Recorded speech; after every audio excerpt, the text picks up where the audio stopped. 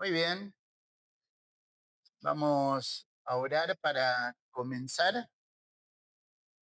Mientras busca en su Biblia, Evangelio de San Juan, capítulo 3.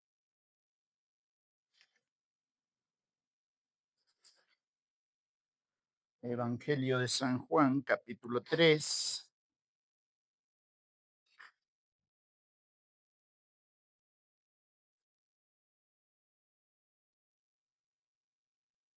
Vamos a orar mientras va buscando la porción. Padre, te agradecemos en esta hora por tu bendición. Te agradecemos por tu palabra. Gracias por todo lo que nos has regalado en el día. Gracias por la familia. Gracias por tu gracia, Padre. Y te pedimos en esta hora que tu Espíritu Santo obre en nuestras vidas con libertad para que juntos podamos disfrutar de tu palabra. Te agradecemos, Padre, en el nombre de Jesucristo. Amén. Muy bien. Yo sé que usted hizo el trabajo práctico de buscar los nombres de Dios, entonces no se lo voy a pedir porque sé que lo hizo. Póngale nombre al trabajo práctico y me lo entrega al final, para que el examen de la semana que viene a usted no le sorprenda, ¿verdad? Bien, la cara. Bien, hoy estoy con un ataque de benevolencia. Juan capítulo 3. ¿Se acuerda que ayer dejamos, el viernes pasado, perdón, dejamos al Señor Jesucristo hablando con quién? Con Nicodemo. Es de noche. Es una conversación teológica fluida entre ambos. Nicodemo comienza la conversación diciendo: Maestro, sabemos que has venido de Dios, porque nadie puede hacer las señales que tú haces si no está Dios con él. Y Cristo es como que pasa por alto el sabemos. Y le va a decir: ¿eres tú maestro en Israel y no sabes estas cosas? Es como que le hace sentir que el maestro es él y que Nicodemo hay mucho que tiene que aprender, ¿verdad? Entonces, es de noche, repito, es de noche en Jerusalén, pero es de día en el corazón de Nicodemo. Sabes, en tu vida y en la mía puede haber muchas noches muy oscuras, pero cuando llega Cristo a la vida, en el medio de la noche, Dios hace la luz. Similar a Elías. ¿Ustedes recuerdan Elías? Cuando debajo del enebro, ¿qué hacía? Lloraba. Y Dios le dice: levántate, come, bebe, porque el largo camino te resta. Caminó 40 días hasta Oret, el monte de Dios. Se metió en una cueva y dice la escritura, y pasó la noche. Y cuando pasó la noche, vino palabra de Jehová a Elías diciendo: ¿qué haces aquí, Elías? Dios siempre habla cuando pasó la noche, siempre. Nunca olvides eso. La noche muchas veces habla de la ignorancia que hay en mí, la terquedad que hay en mí, en ustedes no, en mí. Entonces, cuando hay terquedad en mí, independencia de Dios en mí, Dios hace silencio, espera. Cuando pasa la noche, Dios habla. Y cuando Dios habla, la situación se hace tan fácil, tan claro, que uno dice: ¿cómo no lo vi antes? Es que era necesario que pasara la noche. Nicodemo trata con el Señor y la conversación va a terminar, fíjese, allí, Juan capítulo 3, va a terminar la conversación Cristo diciéndole, verso 20, porque todo aquel que hace lo bueno, ¿qué dice? Lo que hace, el que hace lo malo, ¿qué? Aborrece la luz y no viene a la luz para que sus obras no sean reprendidas. Mas el que practica la verdad viene a la luz para que sea manifiesto que sus obras son hechas. Y yo creo que Nicodemo se volvió a su casa esa noche diciendo, yo vine a él de noche y me vuelvo con una claridad de luz en la vida. Y de hecho después lo vamos a ver a lo largo del ministerio, que Nicodemo trata de defenderlo a Cristo en el Sanedrín. Y de hecho le va a decir, nuestra ley no condena a alguien sin primero haberle escuchado. Pero era todo el Sanedrín contra él, ¿verdad? ¿Por qué? Porque había venido a Jesús de noche. Y fíjese su Biblia, verso 22. Después de esto vino Jesús con sus discípulos a la tierra de Judea y estuvo allí con ellos y bautizaba. Y Juan el Bautista bautizaba también en Enón junto a Salim, porque allí había muchas aguas. Y venían y eran bautizados porque Juan no había sido aún encarcelado. Preste atención allí. Entonces hubo discusión entre los discípulos de Juan y los de los judíos acerca de la purificación. Y vinieron a Juan y le dijeron, Rabí, mira que el que estaba contigo al otro lado del Jordán, de quien tú diste testimonio, Juan el Bautista había dicho de Cristo, he aquí el Cordero de Dios que quita el pecado del mundo. Entonces vienen y le dicen, ¿te acuerdas de aquel del que diste testimonio? Está un poco más adelante, en el mismo río Jordán, pero un poco más adelante, y bautiza más que tú. ¿Qué querían despertar? Mire su Biblia. Verso 27. Respondió Juan y dijo, no puede el hombre recibir nada si no le fuere dado del cielo. Cero soberbia. Ay, no, que miren, este es el santo púlpito que yo edifique. No, mi querido. No, no, no, no. No, no, no, no. No abraces el púlpito, deja que Dios lo abrace y desde él enseñe. Punto. Mira tu Biblia. Verso 28. Vosotros mismos me sois testigos, dice Juan el Bautista, de que dije, yo no soy el Cristo, sino que soy enviado delante de él. El que tiene la esposa es el esposo, mas el amigo del esposo que está a su lado y le oye, se goza grandemente de la voz del esposo. A ver, ¿usted ve que habla de esposo y esposa? Hola. Bien, ¿quién es el esposo allí? ¿Y la esposa? No. ¿Quién es la esposa?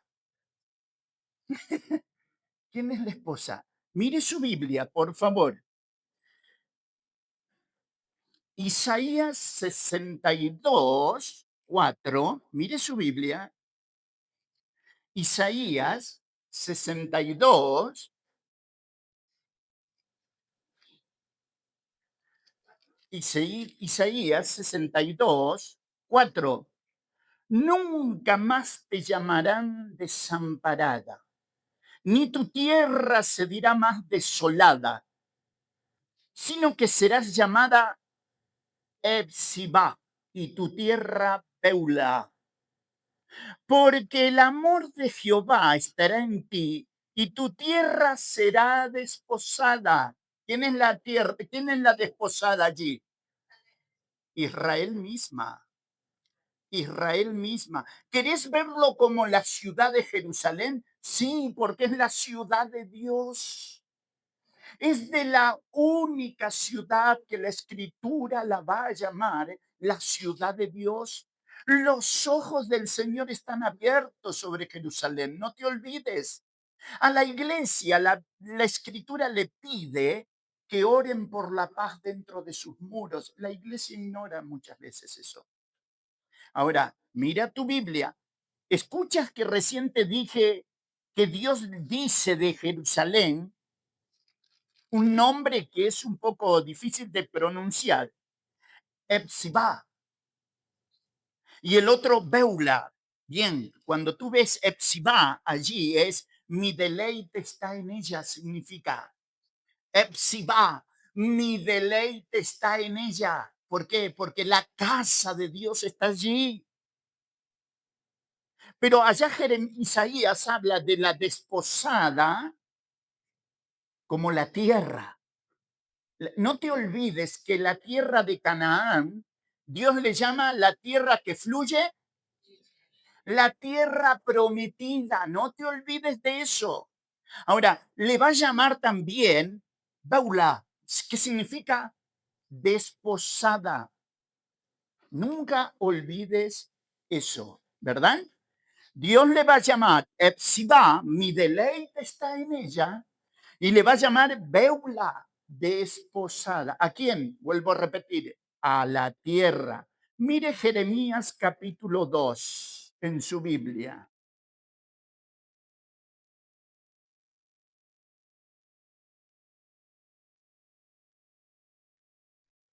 Jeremías capítulo 2.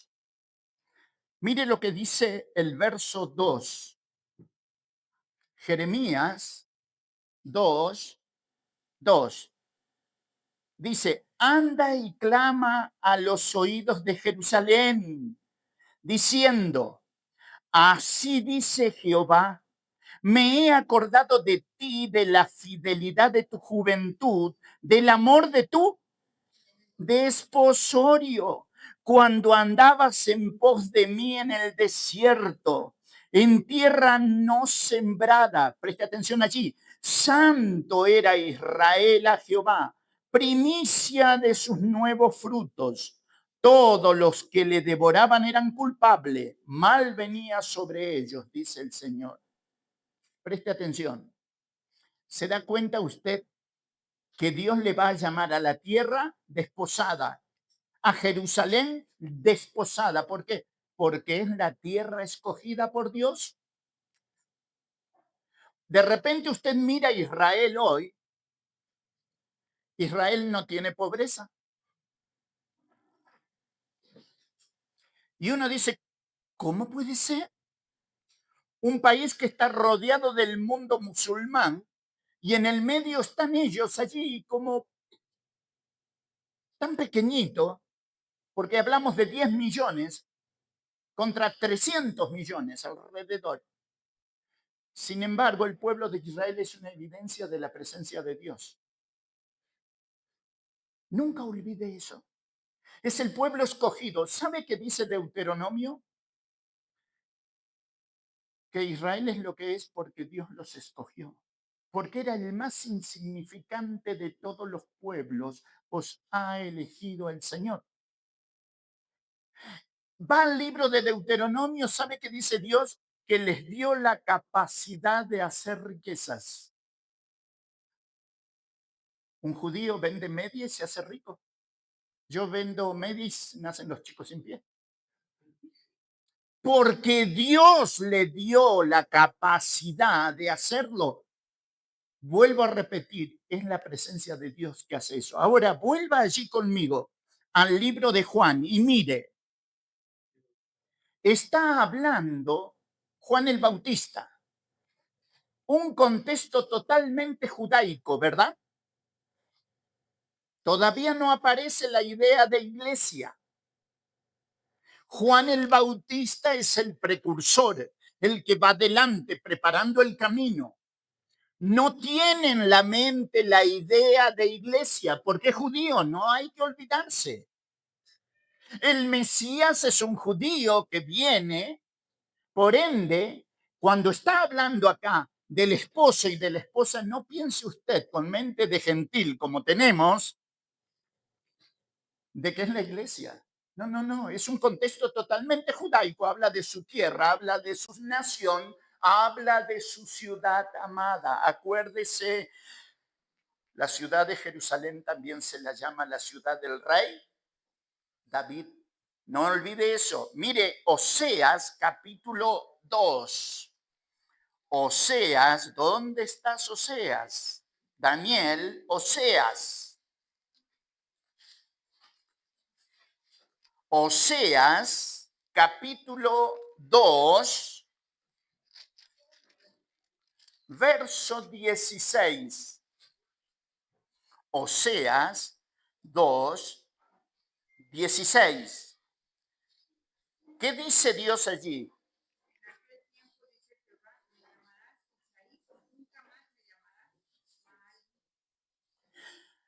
Porque quitaré de su boca el nombre de los Baales, nunca más se mencionarán su nombre. En aquel tiempo haré para ti pactos con las bestias del campo, con las aves del cielo, con las serpientes de la tierra, y quitaré de la tierra arco, espada y guerra, y te haré dormir segura. Y te desposaré, vuelvo a repetir, escuche bien lo que dice allí, verso 19, y te desposaré conmigo, dice Dios, para siempre. Te desposaré conmigo en justicia, juicio, benignidad y misericordia. Y te desposaré conmigo en fidelidad y conocerás a Jehová. ¿Quién lo dice? Dios. ¿De quién lo dice? De su tierra, de su pueblo. Entonces, cuando usted lee San Juan capítulo 3, que Juan el Bautista está hablando, y él dice, verso 29 del capítulo 3, el que tiene la esposa es el esposo, mas el amigo del esposo que está a su lado y le oye, se goza grandemente de la voz del esposo. Preste atención, ¿quién es el amigo del esposo allí? Es Juan, él es el amigo. Ahora, ¿sabe? En las fiestas de boda, más que todo en la parte de Galilea, el amigo del esposo se hacía cargo de la ceremonia nupcial, de la fiesta, de la comida, como hacen ustedes, las comidas que hacen ustedes, ¿verdad? ¿No? El amigo del esposo se encarga de que todo esté donde tiene que estar. Es detallista. Y si falta el vino, bueno, no te imaginas lo que es que falta el vino, ¿no? En una boda. Es una deshonra, pero para el esposo. Y el amigo del esposo, si hay algo que hace, es cubrir al esposo, protegerlo de la deshonra. Él se ocupa de que todo esté. Bueno, Juan el Bautista es el amigo. ¿Por qué? Es el que viene a preparar ¿qué cosa? El camino. Preparar el camino significaba poner en el corazón de Israel ese sentimiento de que el Mesías había llegado. Yo no sé si usted recuerda que hace tiempo atrás en una reunión les dije que si los pastores de Belén hubiesen hecho lo que tenía que hacer, quizás Israel hubiese estado más preparada para esperar al Mesías. Aquella noche de Belén, acuérdese que los corderos para la Pascua de Jerusalén se crían en Belén. Se llevan 15 días antes a Jerusalén, pasan por el estanque de Betesda, se presentan en el templo y allí vas tú. Y tienes tu cordero, su cordero, mi cordero, nuestro cordero, y de repente aparecen los ángeles y dicen, os ha nacido hoy en la ciudad de David un Salvador, que es Cristo el Señor. Se levantaron de su lugar los pastores, fueron a ver. Y llegaron al establo de Belén. ¿Y qué encontraron? A papá, a mamá y a un bebé acostado como ellos habían dicho. Entonces, ¿quién era el niño? El Salvador. Los ángeles habían dicho, os ha nacido hoy en la ciudad de David. ¿Qué cosa? Se olvidaron de contar.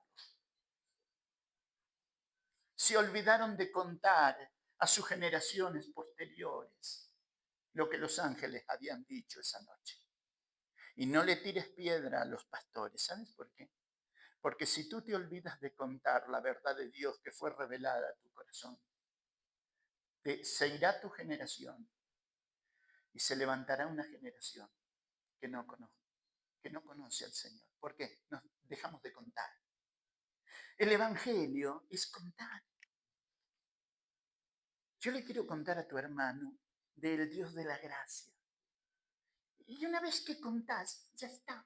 Y yo le quiero contar allá. Y yo le quiero contar al joven que se para allí en el semáforo, quiero contarle del Dios de la gracia. Y es lo que fue dejada la iglesia en la tierra, contar las virtudes de aquel que nos llamó.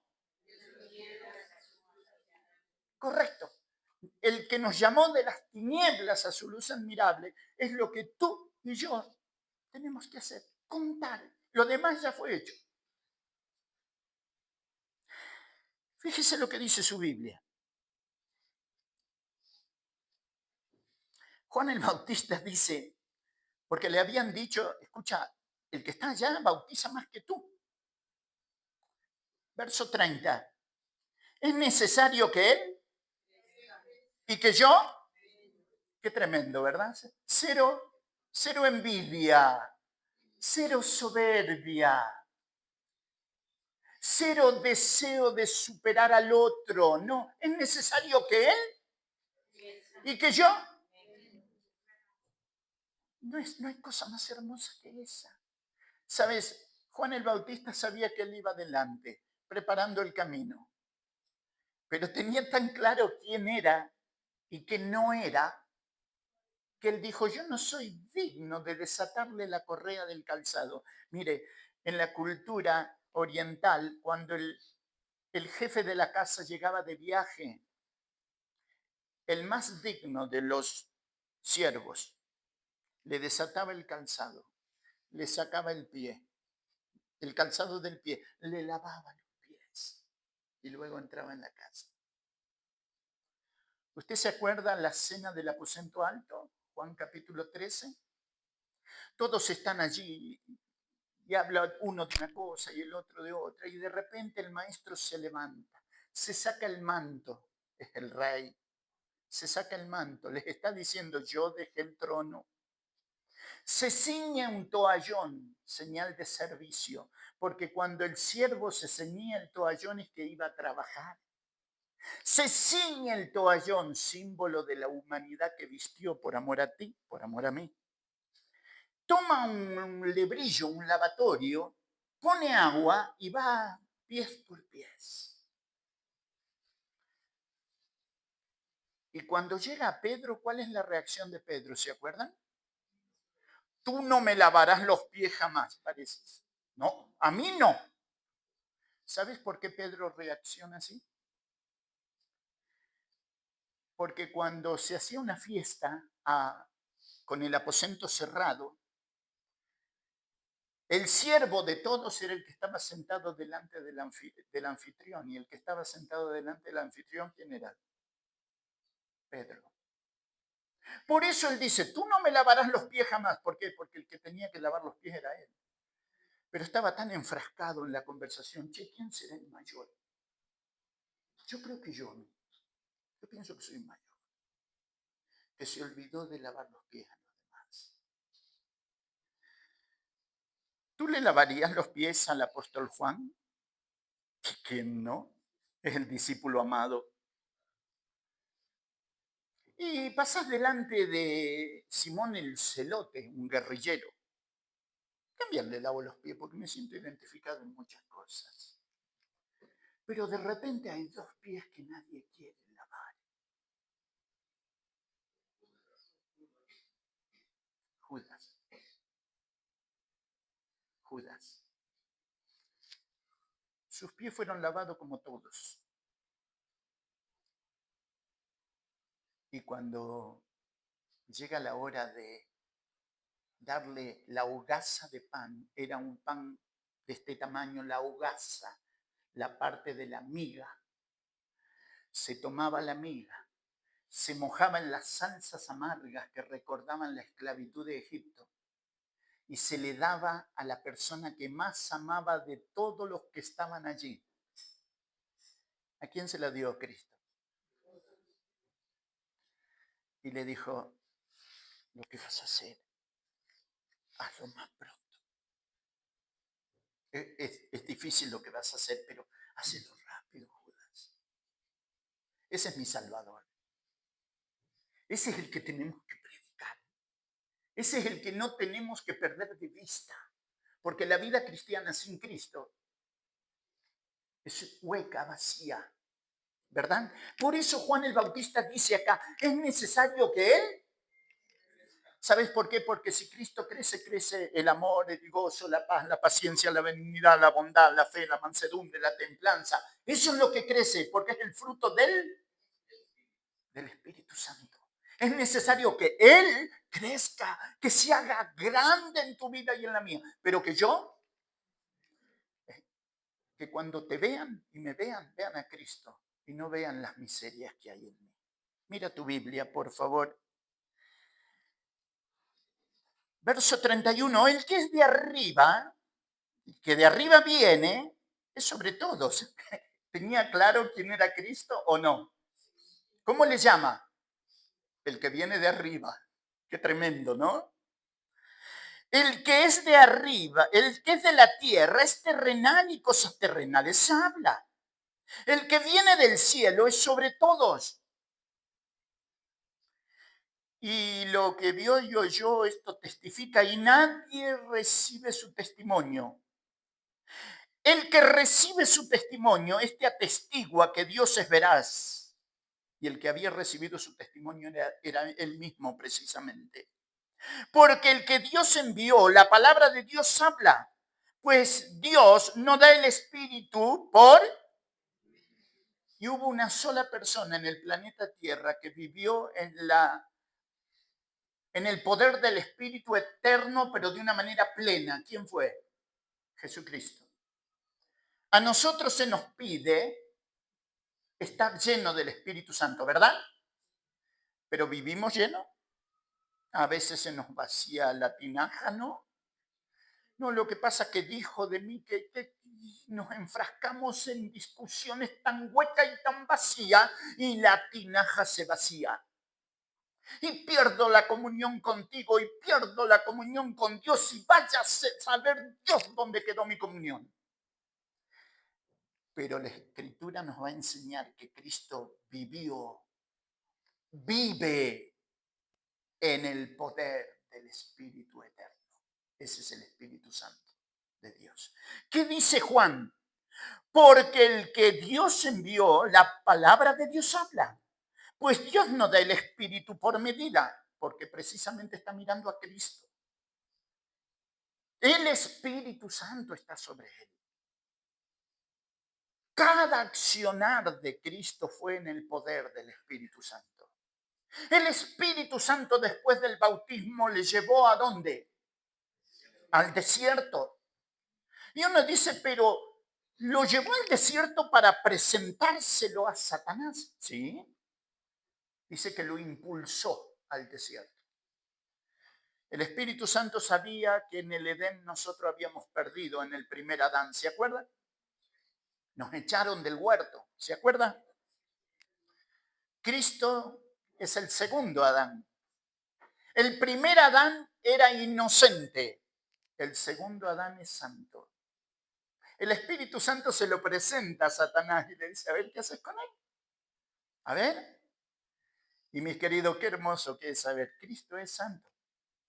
Es inocente. Es apartado de los pecadores. Es más sublime que los mismos cielos. Si usted pone a Cristo y pone al cielo, el cielo sin Cristo no es cielo. Él todo lo llena y todo lo dignifica. Mire su Biblia.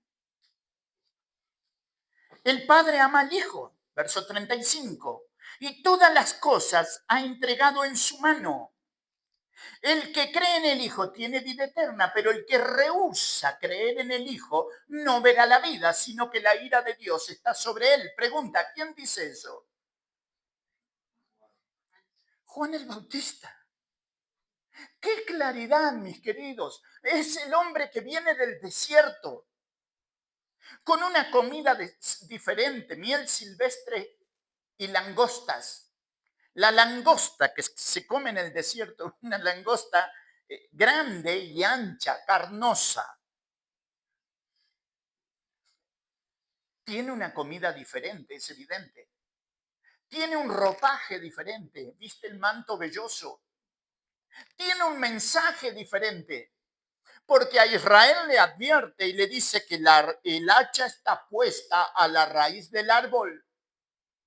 ¿Qué dice? El mensaje de Juan, un mensaje de juicio, de condenación. ¿Por qué? Porque Juan les va a preguntar, ¿quién os enseñó a huir de la ira venidera?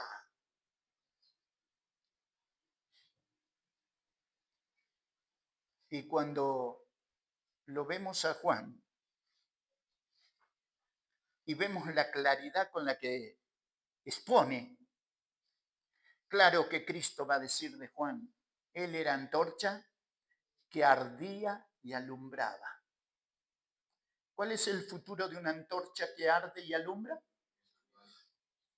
Consumirse. Mi querido, Herodes lo metió en la cárcel de Maqueronte. Las ventanas de la cárcel de Maqueronte a 6 metros de altura, donde pierdes conciencia del día y la noche. Pero allí dentro, cuando en el corazón de Juan nació la lucha esa de, ¿eres tú el Mesías o esperaremos a otro? Toma 2 de sus discípulos y se los manda a Jesús a preguntarle. Y Jesús le dice, vayan y díganle a Juan lo que ven y lo que oyen. Nada más. ¿Sabes? Cuando tú tengas dudas, no vayas al pastor, ve a Jesús. Corre a Él. Hinca tu rodilla delante de Él y cuéntale a Él con tus palabras. Porque Él deshace la oscuridad de la ignorancia que pueda haber en nuestro corazón ante cualquier lucha que tengas. Mira tu Biblia, capítulo 4. Cuando pues el Señor entendió que los fariseos habían oído decir Jesús hace y bautiza más discípulos que Juan, aunque Jesús no bautizaba sino sus discípulos, salió de Judea y se fue otra vez a Galilea y le era, ¿qué cosa? Esa palabra necesario es impuesta necesidad. Le era una impuesta necesidad pasar por Samaria. Ahora, usted recuerda quiénes eran los samaritanos, ¿verdad? Eran pueblos que se odiaban mutuamente. Cuando usted para el mapa de Israel de esta forma, los samaritanos estaban de este lado del Jordán. ¿Por qué razón? Porque cuando las 10 tribus del norte se fueron a la esclavitud a Asiria en el año 722 a.C., el rey sirio se llevó toda la gente a la esclavitud y trajo gente de tierras lejanas y desconocidas para habitar la tierra que los judíos habían dejado, las 10 tribus del norte, que tenían la capital en Samaria. Y sabe, mire su Biblia para que usted se ubique en por qué tanto odio entre los samaritanos y los judíos. Mire su Biblia. Segunda de Reyes, capítulo 17. Segunda de Reyes, capítulo 17. Fíjese allí. La escritura va a decir, Segunda de Reyes 17, 24. Mire lo que va a decir la escritura. Segunda de Reyes 17, 24. Y trajo el rey de Asiria gente de Babilonia. Verso 24. De Cuta, de Aba, de Amat, de Sefarbaín, y los puso en las ciudades de Samaria, en lugar de los hijos de Israel, y poseyeron a Samaria y habitaron en sus ciudades. Ahora, usted recuerda que le dije que los asirios se llevaron a las 10 tribus del norte a la esclavitud, ¿verdad? Y que el mismo rey de Asiria trae toda esta gente extraña y las coloca en la tierra de Samaria, que antes habían sido todos judíos, pero ahora se mezcló la sangre. son mitad asirios, mitad judíos. El judío, ¿cómo le decía? Perrillos. Era un menosprecio tan grande que el judío sentía por el samaritano, que cuando venían bajando y tenían que pasar por Samaria, cruzaban el Jordán, pasaban del otro lado, iban por la ribera y cuando llegaban a la altura de Jerusalén volvían a cruzar el Jordán y entraban a la ciudad. Pero esa tierra maldita, por esa tierra no vamos a pasar. Eso era lo que los judíos tenían en su corazón en cuanto a los samaritanos. Recuerde, mitad judío, mitad asirio, por ende inmundos. Ese era el concepto. Ahora, mire su Biblia, que él es diferente. Dice la Escritura, verso 5 del capítulo 4. Vino pues a una ciudad de Samaria llamada Sicar, junto a la heredad que Jacob dio a su hijo José. Ahora, Sicar hoy no tiene el nombre Sicar. Hoy es Ascar, una ciudad que está ubicada en la ladera del monte Ebal. Y al otro lado está el monte Jerezín, donde los samaritanos adoraban. Ahora, ¿por qué razón digo que esta es la ciudad hoy? Porque muy cerquita de ese lugar, a 1 kilómetro de distancia, está el pozo de Jacob. El lugar donde Cristo estuvo con la mujer samaritana. Y fíjese, verso 6. Y estaba allí el pozo de Jacob. Entonces Jesús, cansado del camino, se sentó así junto al pozo. Era como la hora sexta. ¿Cuál sería la hora sexta? El mediodía, cuando el sol está en el cenit. ¿Por qué razón la mujer samaritana viene al mediodía a buscar agua? Y porque era una mujer pecadora. Entonces trataba de no encontrarse con nadie y nadie quería encontrarse con ella. Ahora, mis queridos, yo le pido al Señor, ¿sabe qué? Líbrame de estar en la vereda del frente contigo. Líbrame, Señor, de estar en la oposición tuya. Porque los otros todos pasan del otro lado del Jordán, bajan a la altura de Jerusalén, entran y tú vienes a Sicar. Tú vienes a Samaria, siendo tú Dios. Sí. Porque Él no es como yo. Él vino a buscar y a salvar lo que se había perdido. ¿Te das cuenta? Ahora, mira tu Biblia.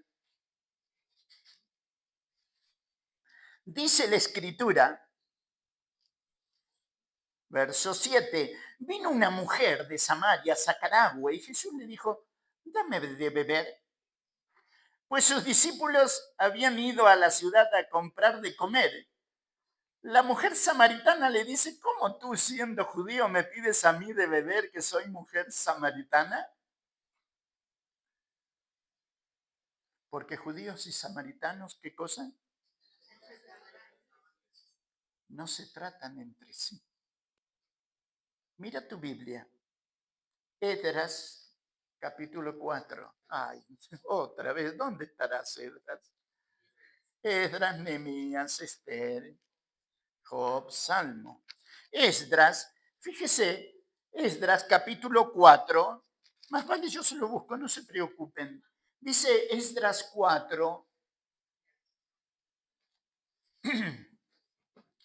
Esdras 4:1 dice así: oyendo los enemigos de Judá, bien clarito, oyendo los enemigos de Judá y de Benjamín, que los venidos de la cautividad edificaban el templo de Jehová, Dios de Israel, vinieron a Zorobabel y a los jefes de las casas paternas y les dijeron, perdón, edificaremos con vosotros, porque como vosotros buscamos a vuestro Dios, ¿verdad? Y a él ofrecemos sacrificios desde los días de Saradón, rey de Asiria, que nos hizo venir aquí. ¿Quiénes eran? Samaritanos. Estamos acá desde el tiempo que nos trajo el rey de Asiria.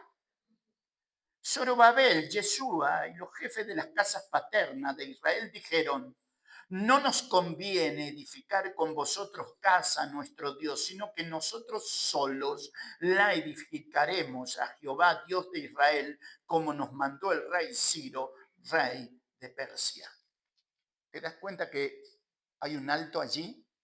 Le están diciendo no a los samaritanos. Ustedes no van a edificar con nosotros. Nehemías capítulo 4, ahí cerquita. Esdras, Nehemías. Capítulo 4. Mira tu Biblia. Dice la Escritura, capítulo 4, versículo 1. Cuando oyó Sanbalat que nosotros edificábamos el muro, se enojó y se enfureció en gran manera e hizo escarnio de los judíos y habló delante de sus hermanos y del ejército de samaritanos. ¿Qué querían? Edificar el muro con los judíos. ¿Y los judíos qué dijeron? No. ¿Te das cuenta que es ancestral la enemistad entre ellos? ¿Verdad? Ahora, imagínese usted que llega al pozo, usted es mujer, llega al pozo a buscar agua y ahí hay un judío sentado. Claro, no se tratan entre sí. ¿Vio una persona que usted no quiere ver? Cuando hay una persona que usted no quiere ver, no la ve, ¿verdad? Es así. Y esta mujer dice, escucha que Cristo le dice, dame de beber. Y dice la Escritura, respondió Jesús y le dijo, si conocieras el don de Dios y quién es el que te dice, verso 10, dame de beber, ¿tú le pedirías y él te daría? Estamos hablando de un agua diferente. El Señor más tarde, en las escalinatas del templo, él diría así, el que cree en mí, en su interior correrán ríos de agua viva. El agua viva es un agua que corre. ¿Sabes? Cuando tú lees la Escritura, memorizas la Escritura, está corriendo. Y el agua que corre da vida. Los ojos ven, baja al corazón y de la abundancia del corazón, ¿te das cuenta que corre? Y el agua cuando corre da vida. El Evangelio cuando corre da vida. Le da vida a tu hija, a tu hijo, a tu esposa, a tu esposo, a los que te rodean. Vida, vida y salta y es inagotable. Así es la palabra. Y Cristo le dice a la mujer, si tú me pides, yo te daría agua viva. La mujer le dijo, Señor, no tienes con qué sacarla y el pozo es hondo. ¿De dónde pues tienes el agua viva? ¿Acaso eres tú mayor que nuestro padre Jacob? Y la conversación comienza a fluir. Comenzó pidiendo agua. ¿Quién? ¿Te das cuenta que edificó un puente hacia la mujer? No le dijo, ¿qué haces, perrillo? No. Hola, samaritana. No. Le dijo lo que él necesitaba. Dame agua. ¿Te imaginas si ella hubiese visto quién era? Dame agua. ¿Sabes? Dios puede venir a tu casa a través de personas que ni conoces. Mal vestida. Y te pide agua o te pide pan. Y pasó Dios por tu casa y no lo viste. ¿Verdad? No lo vi. Cuidado, cuidado. Los cristianos tenemos que aprender a tener los ojos bien abiertos, los oídos bien abiertos. ¿Sabes por qué? Porque algunos, sin saberlo, hospedaron ángeles. Eso es tremendo. Fíjate en lo que dice la Escritura, verso 16. Jesús le dijo, ve, llama a tu marido y ven acá. Respondió la mujer y le dijo, no tengo marido. Y Jesús la mira y le dice, bien has dicho, no tengo marido. Capítulo 4, verso 16. Verso 17 ahora. Bien has dicho, no tengo marido, porque 5 maridos has tenido y el que ahora tienes no es tu marido. Esto has dicho con verdad. Qué tremenda sorpresa para ella, ¿no? Usted vio que en la vida a veces nosotros creemos, esto nadie lo sabe, lo tengo, a ver, acá guardadito. Y lo que tú crees que nadie sabe, los ángeles lo ven, el Padre lo ve, el Hijo lo ve, el Espíritu Santo lo ve. Y Cristo le dice a la mujer, ven, llama a tu marido y ven acá. Quería que dijera lo que ella tenía en su corazón. Y ella le dice, no tengo marido. Y él le dice, bien has dicho, no tengo marido. Porque el que ahora tiene no es tu marido. Esto has dicho con verdad. La sorpresa. Y fíjate, la Escritura va a decir,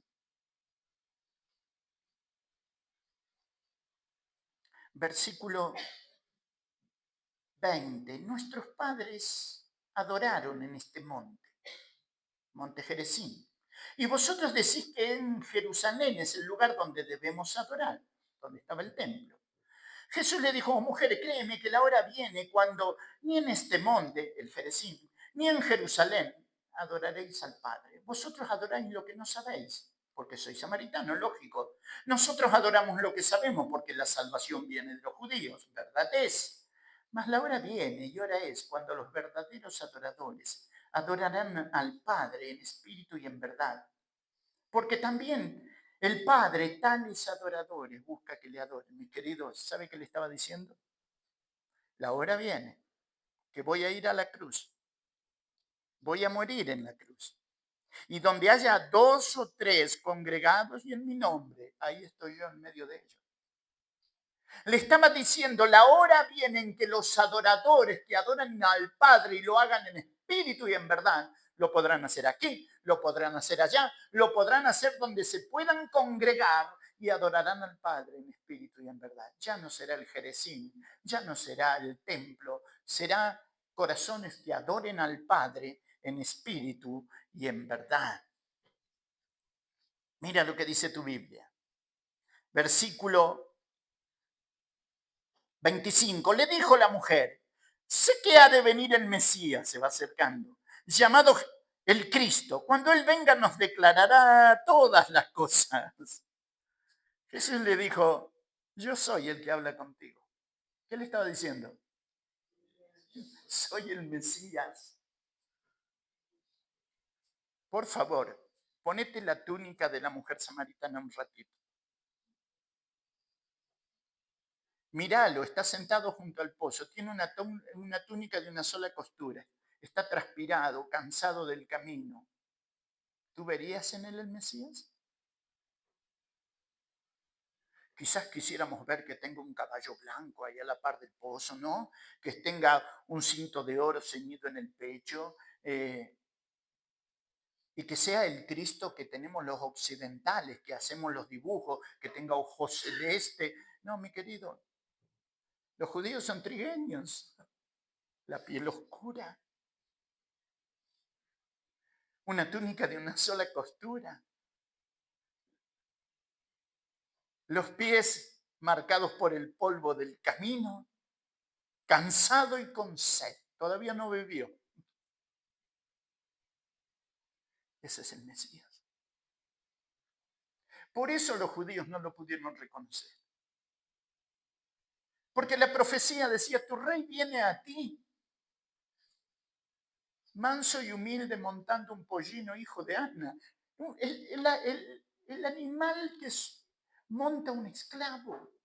Sí, porque es el cordero que viene a morir. Y fíjate que esta mujer escucha de los labios de Jesús decir, yo soy el que habla contigo. En esto vinieron sus discípulos y se maravillaron de que hablara con una mujer. Sin embargo, ninguno le dijo, ¿qué preguntas? ¿Qué hablas con ella? Entonces la mujer dejó su cántaro y fue a la ciudad y dijo a los hombres, venid y ved a un hombre que me ha dicho todo cuanto he hecho. ¿No será este el Cristo? La primer predicadora, Sicar, fue la mujer samaritana.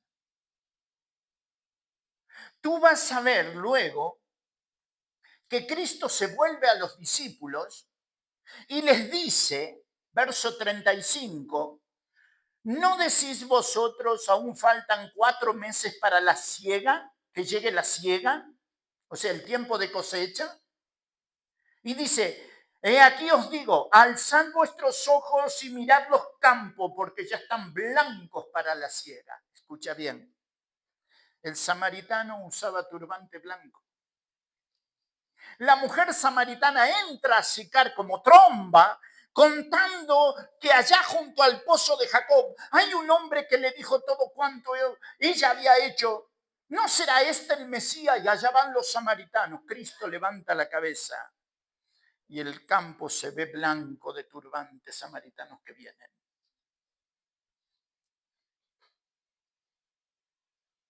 A veces creemos que se refiere a la cosecha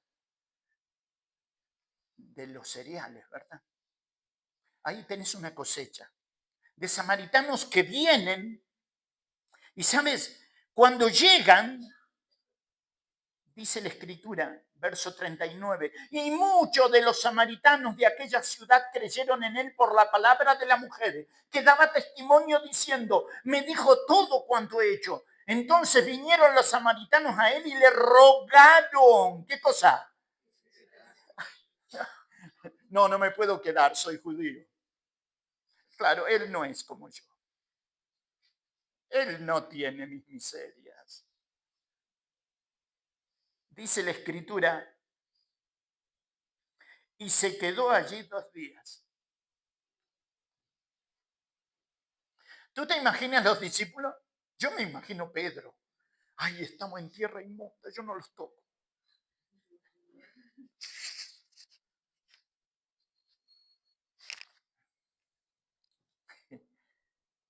Lo vas a ver más tarde, sacale una foto, por favor. Le dice a Saqueo, bajate, date prisa, descende del sicómoro. Es necesario que hoy pose yo en tu casa. Quiero comer en tu casa. Invitó solo Jesús. Y dice la Escritura que los fariseos estaban en la puerta de la casa de Saqueo. Claro, no podían entrar porque es inmundo Saqueo. Es publicano, cobrador de impuestos. Entonces miran de afuera, pero para criticar, no importa, de cualquier lugar se puede. Y le dicen a los discípulos, ustedes dicen que él es el Mesías y come y bebe con pecadores. Así los escucha Cristo y les dice, no vine a llamar a justos al arrepentimiento, sino a pecadores. Punto. Y le sacas la foto y en la foto están todos los cobradores de impuestos sentados alrededor de la mesa, los expulsados de la sinagoga, los expulsados del templo, los expulsados de todo sacrificio. Y en el medio de ellos, el lirio de los valles, el Mesías, el Cristo, mi Salvador. No le niegues a la gente el Evangelio. No, pero que nosotros no nos tratamos con los de tal país. Necesitan a Cristo como vos, como yo. Tienen un alma que si no recibe a Cristo se va al infierno. No es cuestión de país, es cuestión de que la fe esté colocada en el lugar correcto. la persona de Jesucristo. ¿Sabes? Los samaritanos le rogaron, quédate con nosotros. Y dice que Cristo se quedó con ellos, ¿cuánto? Se quedó con ellos 2 días. Los otros seguían cruzando el Jordán, pasaban del otro lado y llegaban a la altura de Jerusalén y recién entraban porque aquella era tierra inmunda.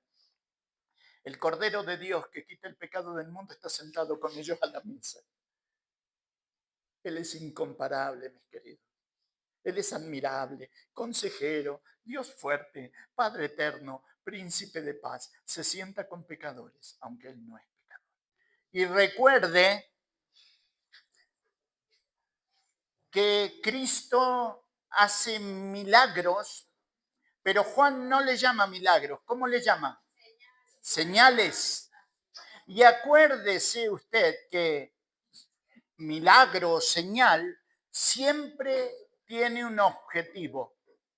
Los milagros de Cristo apuntaban hacia un Israel sin Dios, hacia un Israel paralizado por el pecado, el paralítico junto al estanque de Betesda, o un Israel sujeto a la superstición. Cristo llega al estanque, lo mira y le dice, ¿quieres ser sano? Y él dice, hace 38 años que estoy aquí. Y cuando quiero llegar al estanque y zambullirme, otros llegan antes que yo. Y Cristo le dice, levántate. Así de simple. Y empezó a sentir que los tobillos se afirmaban, que las rodillas respondían al cerebro y se paró. ¿Verdad?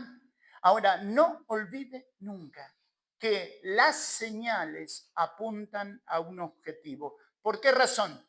Cuando el Mesías viniera, el profeta Isaías dice que cuando el Mesías venga, traerá alegría a los asentados en sombra de muerte. Multiplicará la gente. Y vaya que multiplicó la gente. Traería alegría a los asentados en sombra de muerte. Por eso Cristo en su ministerio público, usted va a ver que saca las cartas mesiánicas, las señales. Cuando el agua se hace vino, era una señal. Acá está el Mesías. No se dieron cuenta. Y si yo hubiese estado allí, tampoco. ¿Verdad? Mire su Biblia lo que dice. Capítulo 4 de San Juan, verso 43. 2 días después, es claro, sale de Samaria, salió de allí y se fue a Galilea, porque Jesús mismo dio testimonio de que el profeta no tiene honra en su propia tierra. Cuando vino a Galilea, los galileos le recibieron y habiendo visto todas las cosas que había hecho en Jerusalén en la fiesta, porque también ellos habían ido a la fiesta, vino pues Jesús otra vez a Caná de Galilea. ¿Se acuerda de Caná? Donde había el agua en vino. Donde había convertido el agua en vino. Y había en Capernaum un oficial del rey cuyo hijo estaba enfermo. Cuando oyó que Jesús había llegado de Judea a Galilea, vino a él y le rogó que descendiese y sanase a su hijo, que estaba a punto de morir. Entonces Jesús le dijo, si no vieres señales y prodigios, no creeréis. El oficial del rey le dijo, Señor, desciende antes de que mi hijo muera. Jesús le dijo, ve, tu hijo vive. Y el hombre creyó la palabra que Jesús le dijo y se fue. Y cuando ya él descendía, sus siervos salieron a recibirle y le dieron las nuevas diciendo, tu hijo vive.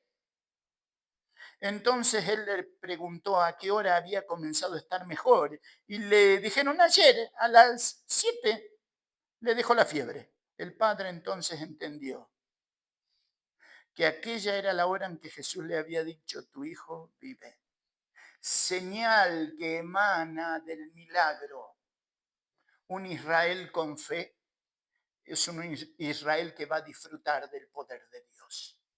Un Israel sin fe es un Israel semejante a la higuera estéril. ¿Se acuerdan? Vino a buscar higo en la higuera. ¿Y qué pasó? No había. Había hojas, símbolo de la apariencia, pero no había fruto. ¿Verdad? Señales, señales que emanan del milagro.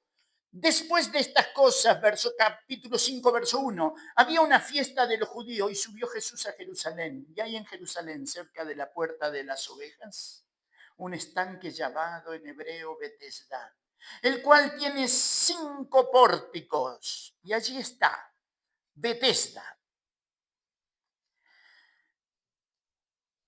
Significa casa de rebosamiento. El estanque de Betesda, los antiguos dicen que traían los corderitos, los lavaban y los presentaban en el templo. Pero allí hay un estanque sujeto a la superstición. ¿Por qué razón? Fíjese lo que dice su Biblia. Versículo 3. En esto yacía una multitud de enfermos, ciegos, cojos, paralíticos, que esperaban el movimiento del agua, porque un ángel descendía de tiempo en tiempo al estanque y agitaba el agua. Y el primero que descendía al estanque después del movimiento del agua quedaba sano de cualquier enfermedad que tuviese. Y había allí un hombre que hacía 38 años que estaba enfermo. Me voy a quedar en el estanque de Betesda. Pero quiero que piense, 38 años, que lo traían a la mañana, se lo llevaban a la tarde. Lo traían a la mañana, se lo llevaban de lunes a viernes, de lunes a domingo y de domingo a lunes, menos el sábado. Oh, casualidad, es sábado. El paralítico está junto al estanque, porque ¿qué está esperando? ¿Dónde tiene puesta la mirada? Yo estaría así, ¿no? Porque claro, si me falta un ojo, tengo la posibilidad de zambullirme antes que él. Y la superstición es egoísta. Te tienes que zambullir cuando el agua se mueva. Y allí, caminando entre los paralíticos, ciegos, cojos, viene caminando alguien que ellos no conocen. Y fíjate lo que dice la Biblia. Verso 5. Y había allí un hombre que hacía 38 años que estaba enfermo. Cuando Jesús le vio acostado y supo que llevaba ya mucho tiempo así, le dijo, ¿qué le dijo? ¿No te parece un poco? Me traen a la mañana, me llevan a la noche. Y se para alguien delante de mí y me pregunta, ¿quieres ser sano? Fíjate la respuesta. Versículo 7. Señor, ya me gustó la respuesta. Porque la palabra Señor significa dueño. Y la palabra dueño, compañero de camino. Compañero de camino. No tengo quien me meta en el estanque cuando se agite el agua. Y entre tanto que yo voy, otros descienden antes que yo. La superstición tiene poca gracia, querido. Es para uno. Pero tú no llegas. Y tú tampoco. Otros llegan antes que tú. Jesús le dijo, levántate, toma tu lecho. ¿Cuánto hacía que estaba ahí? ¿Y qué le dijo?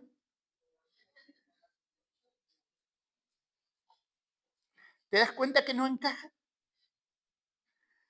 La fe es ilógica. La fe no conoce lógica. Hace 38 años que está allí y el que está acá le dice, ¿quieres ser sano? Bien, levántate, toma tu lecho y anda.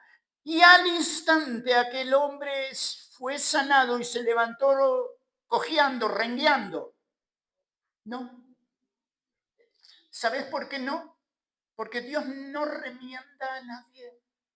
Dios hace nueva y en este hombre hizo una nueva realidad en su cuerpo. Sus tobillos ahora respondían a la orden del cerebro. ¿Verdad? Ahora, mira tu Biblia. Y era día de reposo aquel día. ¿Qué le había dicho Jesús? Levántate, toma tu lecho. Ahora, por favor, sácale la foto. Imagínate a este hombre llegando a casa con el catre abajo del brazo. Te llevé 38 años, te dejé y me fui a trabajar y ahora que vuelvo, llegas a casa caminando.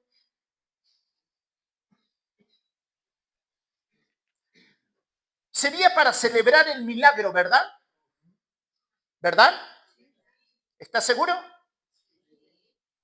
¿Cómo vas a cargar el lecho? ¿No ves que es sábado? Es día de reposo. No te es lícito llevar el lecho, aunque estuviste 38 años allí. No te es lícito. Eso hace el egoísmo de la humanidad, el tuyo y el mío.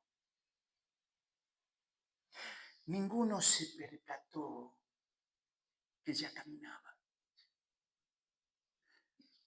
Ninguno se dio cuenta que aquel hombre ya se valía por sí mismo. No te es lícito. Mira lo que dice la Escritura. Verso 10. Entonces los judíos dijeron a aquel que había sido sanado, es día de reposo, no te es lícito llevar tu lecho. Ay, Dios mío.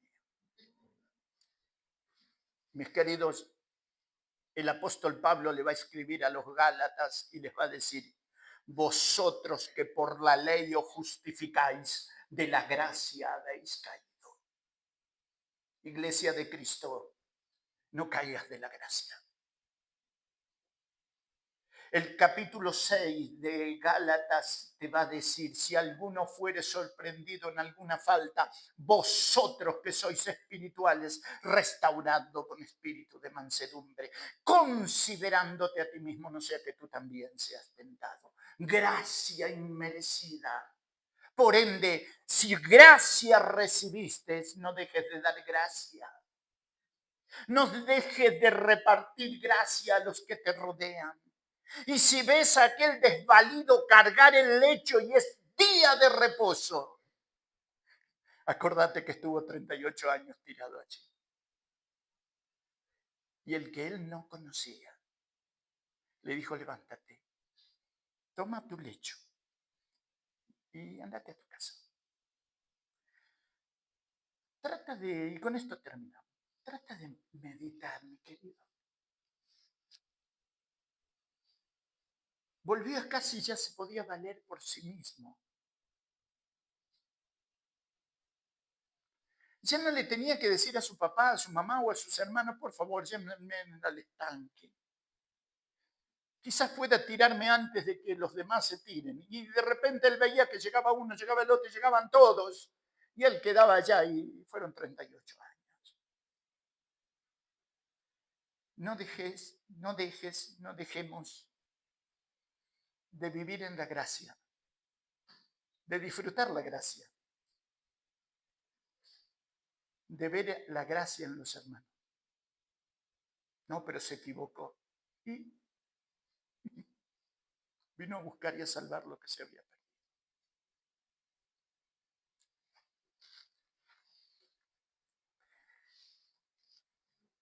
¿Sabes?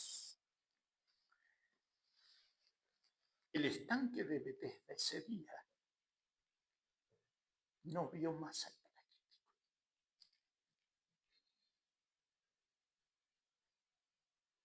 porque el Cordero de Dios que quita el pecado del mundo pasó por allí.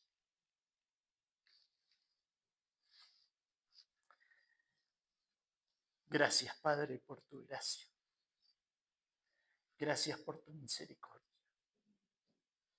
Gracias porque pasaste delante de nuestra vida y el pecado nos había paralizado, nos había sumido en la superstición. Y tú pasaste y se afirmaron los tobillos. Pudimos comenzar a caminar. Y quizás como Bartimeo el ciego allá afuera de la ciudad de Jericó. Ya no se tuvo que quedar escondido en la capa que lo cubría, sino que le dijo: hijo de David, ten misericordia de mí. Y la señal del milagro del ciego recuperando la vista era la señal de un Israel que podía volver a ver si miraba al autor de la vida. Padre, que cada uno de nosotros pueda tomar la lección de tu palabra y seguir a Jesús en el camino. Consciente de que somos falibles, débiles, frágiles. Que seamos conscientes de que somos así, pero también que seamos conscientes que el otro también es frágil y débil. Y sepamos tener gracia para compartir con los demás. Líbranos, Padre, del egoísmo. Líbranos del legalismo. Llénanos de tu gracia para enseñar tu palabra y disfrutar de ella. Gracias, Padre, por tu gracia. En el nombre de Jesucristo, nuestro Salvador. Amén. Dios les bendiga. Nos vemos en la gracia de Dios el día domingo a las 10 de la mañana, Cena del Señor. A las 11 de la mañana, la bendita escuela dominical. Y luego la enseñanza también de la palabra. Dios les bendiga.